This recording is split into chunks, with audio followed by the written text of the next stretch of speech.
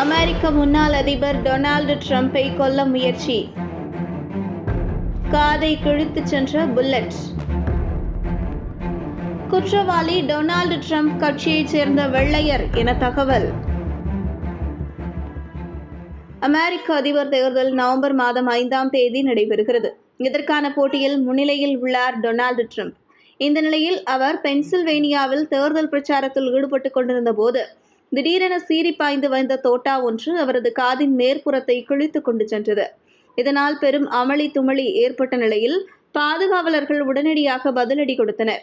இதில் கொலை கும்பலைச் சேர்ந்த ஒருவர் சம்பவ இடத்திலேயே சுட்டுக் கொல்லப்பட்டார். மேலும் 2 உயிருக்கு ஆபத்தான நிலையில் மருத்துவமனையில் அனுமதிக்கப்பட்டுள்ளனர்.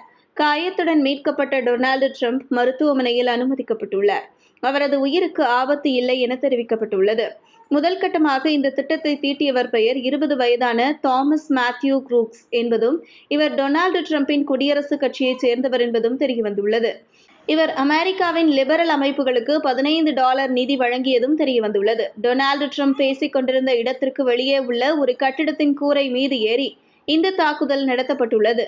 ட்ரம்பை குறிவைத்து 5 முறை சுடப்பட்டதாக கூறப்படுகிறது. இந்த தாக்குதலுக்கு அமெரிக்க அதிபர் ஜோ பைடன் முதல் பல்வேறு உலக நாடுகளின் தலைவர்கள் கண்டனம் தெரிவித்துள்ளனர்.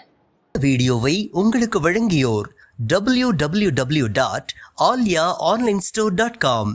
ட்ரை ஃப்ரூட்ஸ், நட்ஸ், கிமியா பேரிச்சம்பழம், குழந்தைகளுக்கான விளையாட்டுப் பொருட்கள் உள்ளிட்ட 100க்கும் மேற்பட்ட பொருட்களை இந்த இணையதளம் மூலம் வீட்டிலிருந்தே வாங்கிக் கொள்ளலாம். மேலும் விவரங்களுக்கு 9080394821 என்ற வாட்ஸ்அப் எண் மூலமாகவும் தொடர்பு கொண்டு பொருட்களை வாங்கலாம்.